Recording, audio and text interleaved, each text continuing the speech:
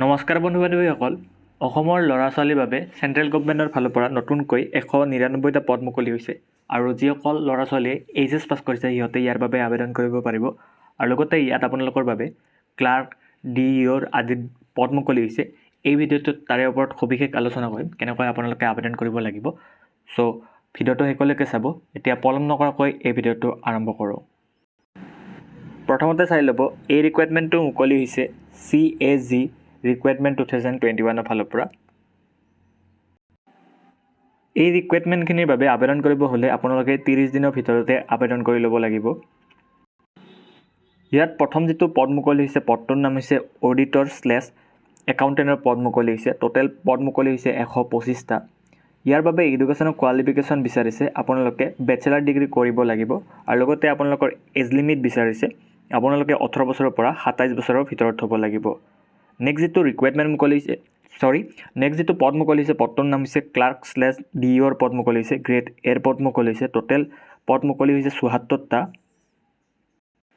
এই পদখিনিৰ বাবে আবেদন কৰিব হ'লে আপোনালোকৰ এডুকেশ্যনৰ কোৱালিফিকেশ্যন বিচাৰিছে আপোনালোকে এইচএছ পাছ কৰিব লাগিব, 12 পাছ কৰিব লাগিব। লগতে আপোনালোকে কম্পিউটাৰত টাইপিং কৰিব জানিব লাগিব আৰু ইয়াৰ বাবে আপোনালোকৰ কম্পিউটাৰ টাইপিং টেষ্ট এটা হ'ব আৰু ইয়াৰ বাবে আদাৰ্ছ কোৱালিফিকেশ্যন বিচাৰিছে আপোনালোকৰ স্পৰ্টছ কোটা থাকিব লাগিব। যদি আপোনালোকে নেশ্যনেল বা ষ্টেট খেলিছে, যদি আপোনালোকৰ স্পৰ্টছ কোটা আছে তেতিয়াহে আপোনালোকে ইয়াৰ বাবে আবেদন কৰিব পাৰিব।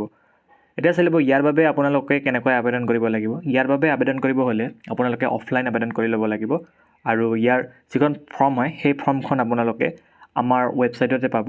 আপোনালোকে ডিছক্ৰিপশ্যনৰ লিংকটোত ক্লিক কৰি ফৰ্মখন ডাউনলোড কৰিব আহিলে আপোনালোকে তললৈ আহিব লাগিব আৰু আপোনালোকে ইয়াত ক্লিক কৰি সেই ফৰ্মখন ডাউনলোড কৰি ল'ব পাৰিব। আৰু এতিয়া চাই ল'ব ইয়াৰ আপোনালোকৰ ষ্টাৰ্টিং হৈছিল এপ্লিকেশ্যন লোৱা ষ্টাৰ্টিং হৈছিল 2 অক্টোবৰ 2021 চনৰ পৰা আৰু ইয়াৰ লাষ্ট ডেট হৈছে তাৰ পৰা 30 দিনৰ ভিতৰত আপোনালোকে আবেদন কৰি ল'ব লাগিব। সো ইয়াৰ বাবে আপোনালোকে অফলাইন আবেদন কৰিব লাগিব। আপোনালোকৰ সকলোবিলাক ইম্পৰ্টেণ্ট ডকুমেণ্ট দিব লাগিব। আপোনালোকৰ পাছ চাৰ্টিফিকেট তেনেকুৱা স্পৰ্টছ কোটাৰ চাৰ্টিফিকেটখন আৰু লগতে আপোনালোকে ইয়াৰ এড্ৰেছটোত চেণ্ড কৰিব লাগিব।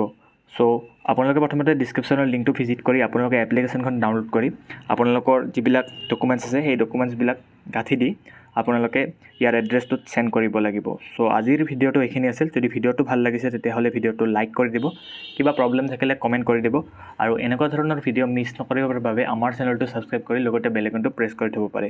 আশা কৰোঁ আজিৰ দিনটো আপোনাৰ শুভ হওক। ধন্যবাদ।